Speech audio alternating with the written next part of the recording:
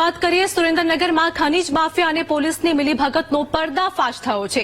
ચોટીલા નાયબ કલેક્ટરની રેડમાં મિલીભગતનો પર્દાફાશ થયો છે। નાયબ કલેક્ટરની કારે ખનીજ માફિયાની કારનો પીછો કર્યો હતો। ખનીજ માફિયા કાર મૂકીને નાસી ગયો હતો। નાયબ કલેક્ટરની કારમાંથી ખનીજ માફિયાનો પણ મોબાઈલ મળી આવ્યો હતો। જેમાં મોબાઈલ મળ્યો ત્યારે કોઈકનો કોલ પણ આવ્યો હોવાનું સામે આવ્યું છે। ફોન રિસીવ કરતા સામેથી બોલતા વ્યક્તિએ કહ્યું કે હું એલસીબીમાંથી બોલું છું। નાયબ કલેક્ટરે બકલ નંબર પૂછતા ફોન કરી કટ કરી દીધો હતો તો મોબાઈલ જપ્ત કરીને 2 શખ્સોની અટકાયત પણ કરવામાં આવી છે। સુરજ તેવડ પાસે નાયબ કલેક્ટરે ગાડી રોકીને પર્દાફાશ કર્યો હતો। સંવાદદાતા સચિન અમારી સાથે જોડાઈ ગયા છે। સુરેન્દ્રનગરની ઘટના ખનીજ માફિયા અને પોલીસની મિલીભગતનો પર્દાફાશ, શું વધુ અપડેટ?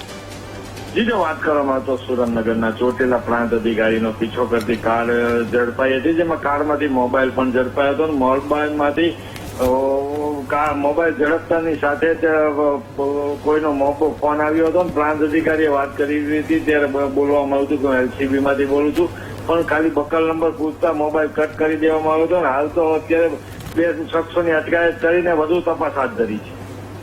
જી, આભાર સચિન માહિતી આપવા બદલ। તો વાત કરીએ કે હાલ મિલીભગતનો આ કિસ્સો પ્રકાશમાં આવ્યો છે, જેમાં ખનીજ માફિયા કાર મૂકીને નાસી ગયો હતો। ખનીજ માફિયાના પકડાયેલા ફોનમાં પણ કોલ આવ્યો હતો। નાયબ કલેક્ટરને કારમાંથી ખનીજ માફિયાનો મોબાઈલ પણ મળી આવ્યો હતો। જ્યારે મોબાઈલ મળ્યો ત્યારે તેમાં કોઈકનો કોલ પણ આવતો હતો। સામેના વ્યક્તિએ કોલ કટ પણ કરી દીધો હતો। ફોન રિસીવ કરતા સામેથી બોલતા વ્યક્તિએ કહ્યું હતું કે હું એલસીબીમાંથી બોલું છું, એટલે કે નાયબ કલેક્ટરે બકલ નંબર પૂછતા ફોન કટ કરી દીધો હતો।